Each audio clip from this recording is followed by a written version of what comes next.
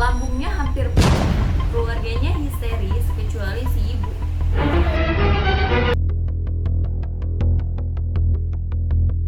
Halo, assalamualaikum warahmatullahi wabarakatuh. Balik lagi di YouTube channel ini, Calm and Vlog. Hai guys, buat teman-teman yang baru gabung di channel ini, selamat datang dan silahkan tombol subscribe dan like jika menurut kalian video ini bermanfaat.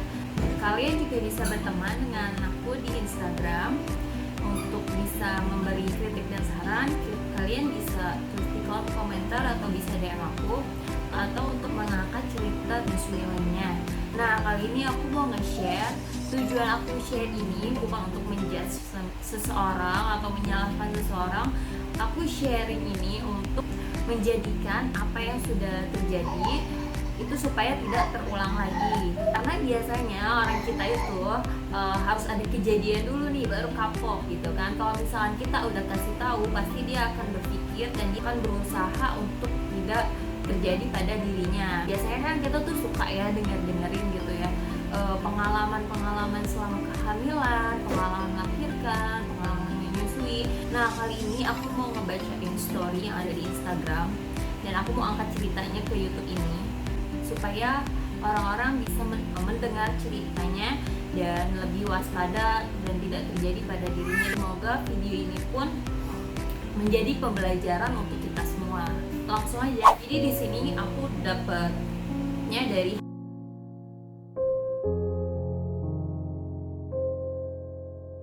di sini ada berita bayi umur 4 bulan meninggal setelah 1 minggu dikasih makan nasi utuh. Oke, dari judulnya aja kita udah kaget ya. Kalau menurut pandangan kalian di sini siapa yang salah? Oke, ambil kesimpulan misalkan ibu. Ini saya tidak menyalahkan ibu, tapi saya ambil kesimpulan orang banyak dari komentar-komentar. Biasanya orang itu kalau misalkan ada apa-apa sama anak, pasti itu yang disalahin pertama adalah ibu, benar gak? Iya, karena saya mengalaminya sendiri. Oke, kita langsung bacain aja ya chat story-nya. Bayi umur 4 bulan datang ke UGD dalam kondisi perut distend, sesak, akral dingin, nadi tidak teraba, dan tangisan lemah. Setelah diinterogasi ibunya, ternyata si bayi ini dikasih makan nasi utuh udah sekitar semingguan. Oke, kita ambil kesimpulan dari sini. Kalau kita baca dari kalimat itu, pasti yang misalkan ibunya, loh kenapa ibunya kasih dia nasi? Apakah ibunya tidak punya ilmu? Biasanya kalau kita lahiran di bidan, lahiran di rumah sakit, atau orang petugas kesehatan, kita selalu diedukasi untuk memberikan ASI eksklusif itu selama 6 bulan. Dan lebih bagusnya lagi sampai usia anak 2 tahun ya. Dan tidak diberi apa-apa kan selama ASI eksklusif itu selama 6 bulan. Bayi hanya minum susu, tidak diberi apapun, air putih pun tidak. Pasti selalu petugas kesehatan itu memberikan edukasi seperti itu kan. Oke, kita lanjut lagi ya. Allahu Akbar. Ibu macam apa ini? 4 bulan dikasih makan nasi. Pasti yang disalahkan ibunya, betul? Ya, lanjut. Panjang cerita, akhirnya setelah konsul spesialis anak dianjurkan untuk foto abdomen polos. Di foto hasilnya bagaimana? Mengejutkan. Lambungnya hampir pecah. Kondisi lambung itu lebih besar dari jantung.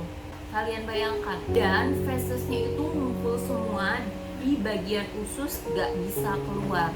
Oke, kita tarik kesimpulan di sini. Kenapa fesesnya ngumpul dan gak bisa keluar? Karena sebenarnya itu lambung bayi itu belum bisa mencerna makanan, apalagi makanan harus dikunyah dulu. Bayi belum punya gigi, belum bisa mencerna.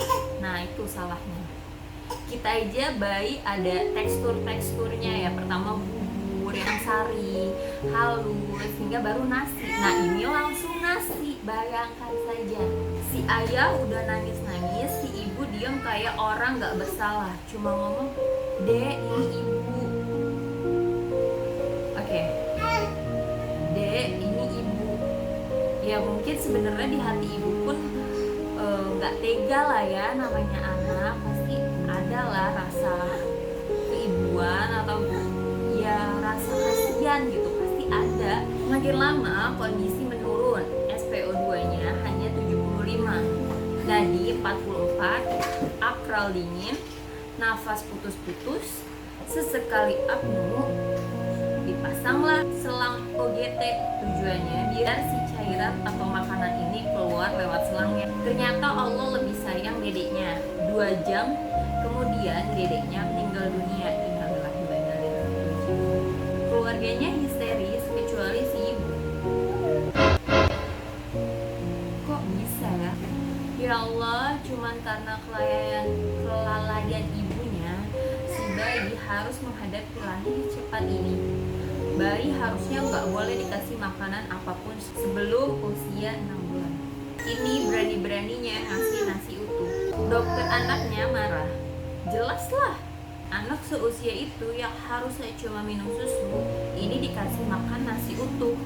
Dia belum bisa ngunyah, lambungnya belum siap untuk mencerna makanan, mencerna sesuatu yang berat. Allahu Akbar, ya Allah. Rasanya pengen nangis, nyesek sendiri keinget anak dalam perut. Ayahnya udah kelihatan putus asa sejak awal.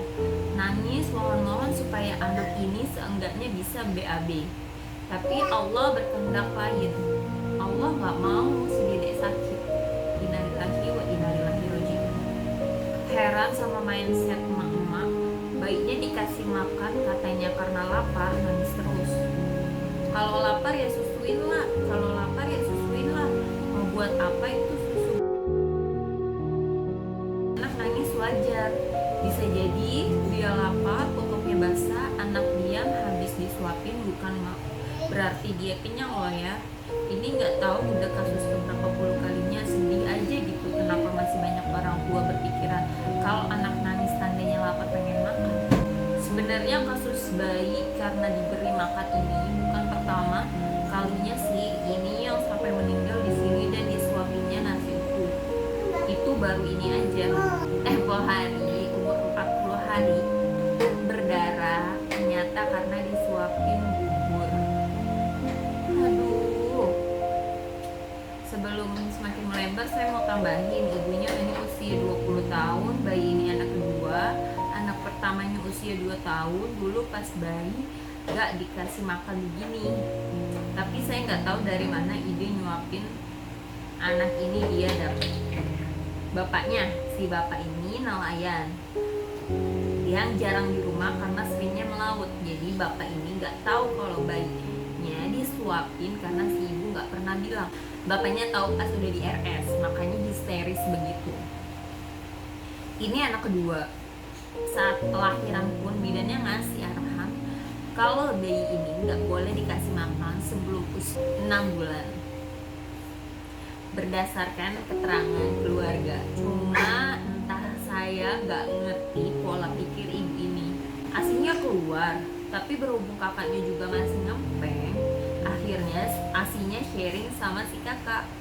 Si adik bisa dibilang kekurangan dan dibantu susu formula. Sebenarnya kasus kasih makan sebelum 6 bulan ini banyak sih. Dari pertama faktor si ibu yang kurang edukasi, atau yang kedua petugas kesehatan sudah sampai berbusa-busa edukasi, namun si ibu punya prinsip lain atau mengikuti misalkan ya neneknya, misalkan zaman dulu aja nenek kasih kamu makan nasi, kamu sehat-sehat sampai sekarang. Tapi ternyata saat si anaknya mencontoh si nenek itu memberikan anaknya nasi dan sekarang kejadian seperti ini, itu yang tidak yang disalahkan siapa? Balik lagi ke ibu dong. Kalau kita lihat lagi ceritanya, si ibu ini nggak histeris, yang histeris keluarganya. Kenapa bisa begitu? Mungkin kalau menurut aku ya, si ibu ini kena baby blues. Yang mana baby blues ini pasti dialamin sama ibu setelah melahirkan atau postpartum. Baby blues ini bukan mitos ya guys. Jadi baby blues ini emang beneran ada. Jadi apa ya, psikolog ibu setelah melahirkan, kenapa terjadinya baby blues? Mungkin banyak faktor-faktor yang terjadi, seperti faktor dukungan keluarga, faktor dukungan suami, faktor ekonomi, banyak faktor yang terjadi. Kita lihat dari faktor suami. Kenapa dibilang faktor suami? Ya, suami sangat berpengaruh sekali saat kita setelah melahirkan. Apa sih yang membuat suami itu berpengaruh? Pertama, support. Beberapa suami mungkin tidak tahu bagaimana cara mensupport istrinya. Aku juga bakal bacain komentar-komentar yang sebenarnya masuk akal dalam menanggapi kasus si ibu ini. Yang pertama, anak kedua 4 bulan, anak pertama 2 tahun. Suami nelayan, ibunya tidak merasa bersalah, tidak menangis saat anak meninggal. Bisa jadi ibu ini mengalami postpartum depression, kelanjutan dari baby blues itu. Masyarakat hanya bisa nyalahin ibunya karena ibunya kasih makan nasi. Tapi mari kita analisa lagi, kenapa sih ibu begini? Postpartum depression masih sering luput di benak masyarakat mengenai ibu-ibu yang baru saja lahiran. Butuh edukasi lebih tentang kondisi kejiwaan yang kayak gini sih sebenarnya. Oke, aku agak setuju sih dari komentar ibu ini. Dibilang mungkin saja si ibu ini mengalami depression postpartum. Nah, ini kelanjutan dari baby blues. Baby blues sendiri ini memang bisa terjadi dari awal dia lahiran, hari pertama dia melahirkan, dan biasanya sampai 2 minggu. Tapi itu gejalanya pun kayak apa ya, hilang-hilang timbul gitu loh. Jadi kayak perubahan suasana hati si ibu yang kadang sedih, cemas, lelah, bahkan sampai stres lah, yang berujung ke depression postpartum kalau si baby blues ini tidak tertangani. Oke, kita bacakan lagi komentar yang lainnya.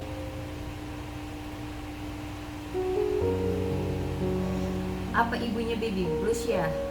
Berdasarkan cerita, waktu anaknya meninggal nggak histeris, kurang support dari orang-orang sekitar mungkin, terus diprotes orang-orang terdekat, anaknya rewel lah, ibunya nggak becus ngurus anak lah, jadilah dikasih makan nasi. Yuk, kalau ada di sekitar kita ibu baru melahirkan, disupport penuh yuk. Kalau ada yang bisa dibantu, kita bantu. Ya, aku juga setuju sama komentar dari ibu ini. Karena mungkin ya dia kurang dapat support dari orang sekitar, atau dia mendengar kata-kata negatif. Jadi dia terpengaruh, karena kan selama ibu habis lahiran itu kan butuh support, pertama dari suaminya, yang kedua dari keluarganya, terus baru orang terdekatnya dia. Ini juga agak bagus juga komen. Jujur sedih dengar beritanya, tapi agak gak terima kalau yang disalahkan itu hanya ibunya, karena banyak banget dengar cerita ibu-ibu yang stres sama lingkungan gara-gara disuruh ini itu. Misalnya anaknya rewel terus dipaksa kasih bubur padahal belum 6 bulan, anaknya nangis dipaksa kasih sufor, dibilang asinya enak. Sebenarnya bisa jadi si ibu ini kurang edukasi, terus sebenarnya udah dapet nih ilmunya tapi dia kurang dapet support. Misalkan banyak juga nih kejadian aku pengalamannya, dulu waktu masih kerja jadi bidan, waktu aku masih jadi bidan praktek, gak boleh kasih makan ya bu sebelum 6 bulan. Itu dari yang omongannya sangat halus sekali sampai yang tegas, ibu jangan kasih makan dulu ya. Oke, si ibu itu memang sudah punya edukasi tapi tidak mendapat support dari keluarga.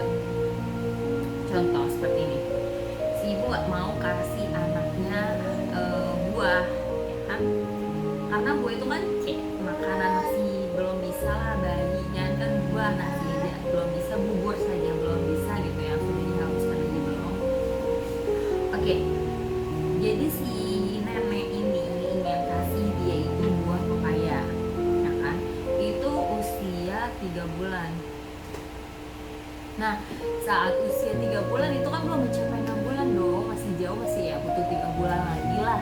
Oke, dikasihlah si ibu ini udah bilang sama neneknya, aku udah dapet edukasi bu dari petugas kesehatannya untuk tidak memberikan makan selama 6 bulan. Tapi si nenek ini kekeh, dulu aja kamu ibu kasih makan sampai sekarang belum 6 bulan, sampai sekarang sehat-sehat aja, malah masih hidup. Kalau ucapannya udah seperti itu, otomatis si anak pun susah dong untuk kayak memutus, untuk menyanggah lah.